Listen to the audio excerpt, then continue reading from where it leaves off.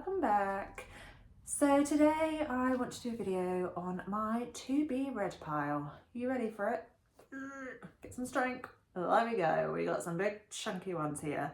I've got my current read, which is at the bottom, which if you watched my last video, you know what I'm reading. So for those of you who don't, go watch my last video, read. But yeah, I wanted to go through some of the books. I'm on a book ban until at least halfway that I've read these books.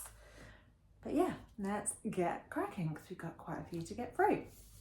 So the first book is Whale Fall by Elizabeth O'Connor. So I saw this book on Under the Covers. I think that's what it's called. Under the Covers, which is a TV show on BBC Two, hosted by Sarah Cox, and she gets 4 or 5 celebrities on, and they bring their favourite books, but they also read books. It's a bit like a TV book club, which is very cosy watching. If you have not watched it, I highly recommend. So Whale Fall was on it. It just really intrigued me. They had high praise for this book, and it is about a lady called Manod, living on a remote island off the coast of Wales, and the world looks ready to end just as she's trying to imagine a future for herself.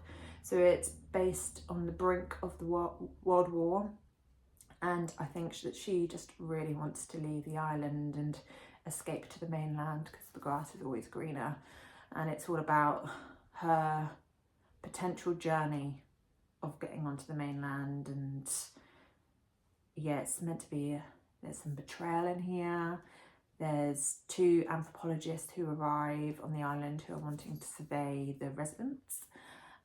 So yeah, it sounded really intriguing, and I mean, look at that cover, gorgeous. So yeah, that's definitely keen to read this one this month. My second book, which was again from the same programme recommendation, it's by Sebastian Vaux. He's got loads of books, so I am assuming this will be a good one. I'm hoping. Like I said, never read anything by him, but it's about a story of Mike Engleby, who's a working class boy who wins a place at an esteemed English university. But with the disappearance of Jennifer, the undergraduate Engleby admires from afar, the story turns into a mystery of gripping power. I mean, what happens to her? Who knows? I'll find out and I'll let you know. But yeah, so that sounds really intriguing and not one I normally pick up, but one I would like to read. I'm gonna pop these down here. So next one is The Return to the Delegate Dream Department Store by Mai Lee. This is actually the second book in the series. I've not read the first one, but I mean, look at that cover. I couldn't resist it when I saw it at the library. I was like a little magpie to that. I know you shouldn't judge a book by its cover, but come on, it's beautiful. So I've read a few like translated Korean books, and I really enjoyed them. They're really bizarre. I mean, I don't know where they get their ideas from. I think this is about, let me look, it's about Penny, who is working, she's now an official employee of the dream industry, and it's all about her creating dreams. I mean, I don't know, a bit weird, but I kind of love Korean books for that, because it just takes you into a completely different world that you just can't even imagine. So looking forward to that one. Next one is Feybound. I'm in a bit of a fairy era, I think a lot of us are. I walked into Waterstones, and this was on their tables as you walked in, and I just loved the look of it. And one of the statements is Feybound is going to be your new obsession. They just put out the second one of this as well, which I saw in my local bookshop. So I'm keen to read this and get stuck in, because I can imagine it being a great story. It's as a warrior in the elven army, Yira knows she'll die on the battlefield, but her sister Lettel, a diviner, seeks prophecies of a better future. When a fatal mistake leads to Yiren's exile from the elven lands, the sisters are forced into the terrifying wilderness beyond their borders. There they encounter the Fey Court. I've been reading a lot of fairy books, so I think this could be a good one just to try and get into, and it's by Sarah L. Arifi. So yeah, never read anything by them either. So lots of books that I've never read the authors of. This one, I think, will be my next book. I'm so excited to read it. It's been on my wanting to be read pile for ages, and as you can see, I get a lot of my books from the library, so I've had this reserved for a long time. And it is Wayward by Amelia Hart. She's actually just brought out another one, I think, called Sirens, about mermaids.